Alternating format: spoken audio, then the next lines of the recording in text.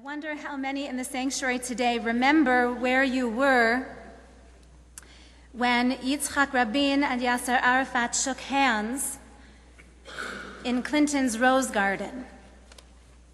I remember it very clearly. I was in Jerusalem, and I was crammed into a friend's apartment with about 30 other rabbinical students because that friend was the only one of us who had a television set. I don't know what it is that makes that 1993 handshake seem so remote. The fact that there was no internet and we depended on television broadcasting, or the fact that 2 of those 3 men are now gone, or the fact that peace seemed so possible then and so far away today. This coming week, we mark the 19th yahrzeit of Israeli Prime Minister Yitzhak Rabin. Here in Toronto, the Consul General of Israel will host a commemoration tomorrow evening at Hart House from 7 to 8 p.m. All are welcome. And in Israel this year, there will be not 1 but 2 large gatherings of commemoration. First, Shimon Peres, the 9th President of Israel, will be the keynote speaker at tonight's peace rally, as it is being advertised, a peace rally. And later in the week, Ruby Rivlin, the 10th president, will be the keynote speaker at what is being called the Democracy Rally. The first gathering will focus on peace with our neighbors, and the second will focus on the need for unity within Israel itself. It seems we can't even agree on how to commemorate this moment in time. It seems we miss Rabin's leadership now more than ever. Parashat Lech Lecha introduces us to Avram HaIvri, Abram the Ivri. This is an important phrase, usually translated as Abram the Hebrew. The phrase reflects much more than the language that he spoke. Ivri comes from the root ayin vet resh, to pass, to cross over, to come from over there, to come from the other side of the river. Avram is a foreigner from Ur. At God's command, he left the land where he was born. He left his father's house to set out to an unknown destination. Asher ar'eka, God says, go to a place that I will somehow make known to you. To be an Ivri, one who is able to courageously walk toward a destination that isn't even yet revealed, that takes a certain someone. This is Rabin's legacy. He may be criticized for it now by some today, but I still find this kind of leadership inspired and inspiring. To march, to take great risks along the way, but nevertheless to march in the direction of a place that will one day be home, that will one day feel secure, a place on the horizon that stands for a hopeful destiny. Without knowing what will be, keeping faith with God who is everywhere, and keeping faith with the goodness that humanity can offer. This is Rabin's legacy. He was an Ivri, one who showed himself capable of crossing over into uncharted territories. He said, I, serial number 30743, Lieutenant General in Reserves, Yitzhak Rabin, a soldier in the Israeli Defense Forces and in the Army of Peace. I, who have sent armies into fire and soldiers to their death, I say today, we sail onto a war which has no casualties, no wounded, no blood nor suffering. It is the only war which is a pleasure to participate in. Milchemet Shalom. It is the war for peace. We seem so far from that language today. We seem far from real peace on the ground, and we seem far even to the language of a vision of potential peace one day.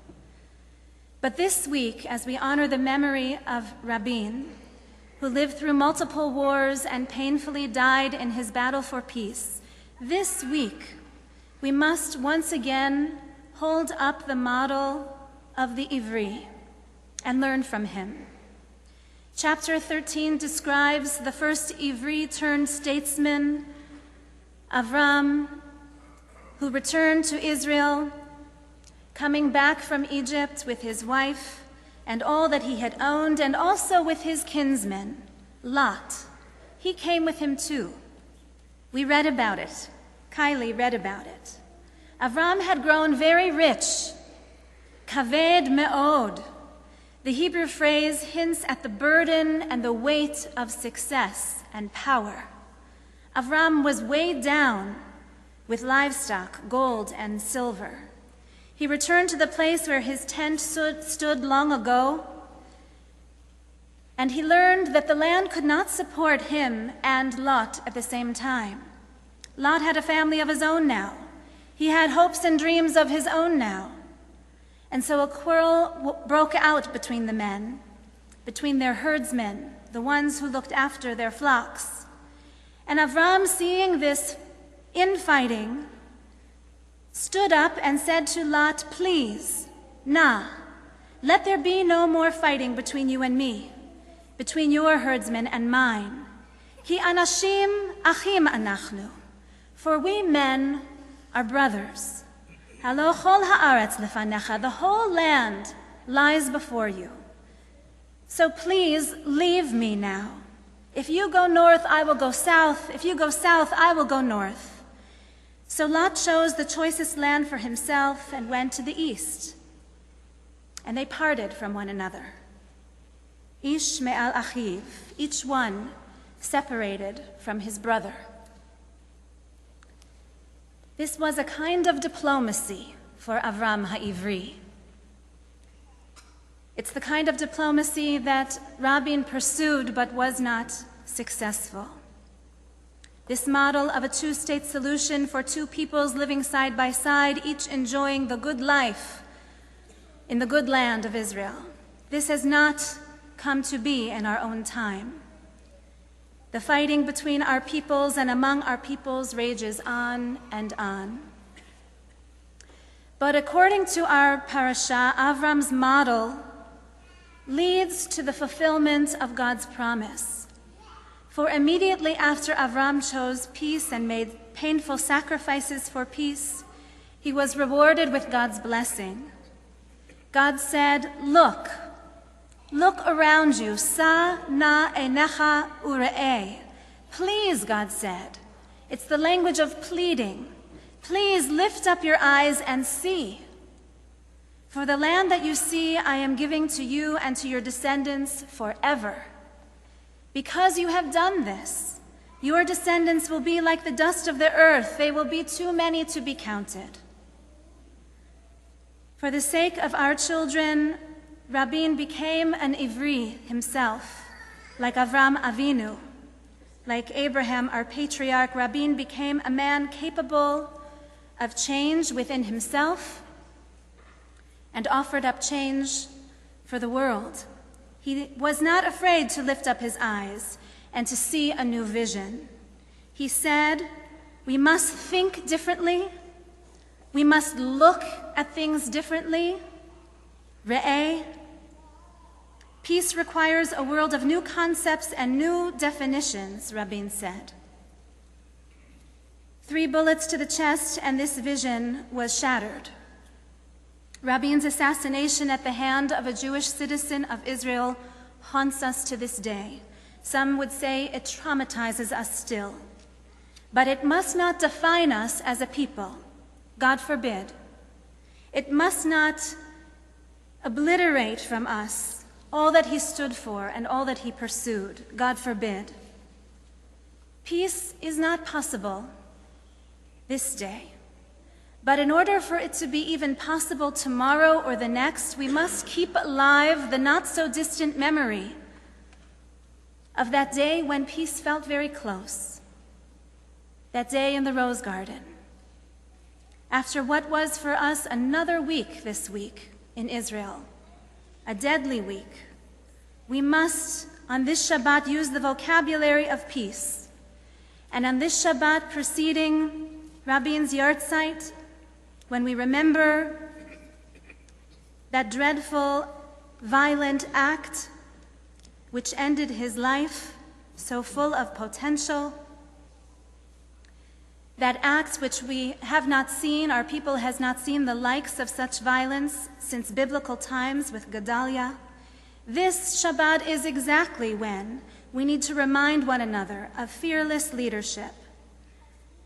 Fearless leadership who successfully found their brave way to peace.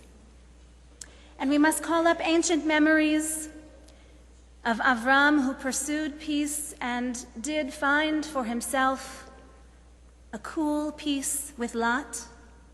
In our own time, we have seen, some call it a miracle, peace with Egypt.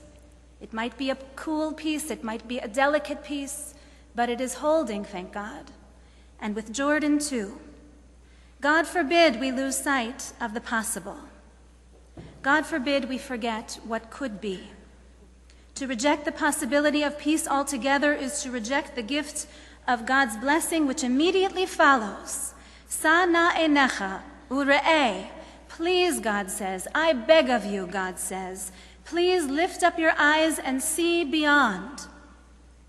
See your own people and see the other peoples, and see your descendants who are not even born yet.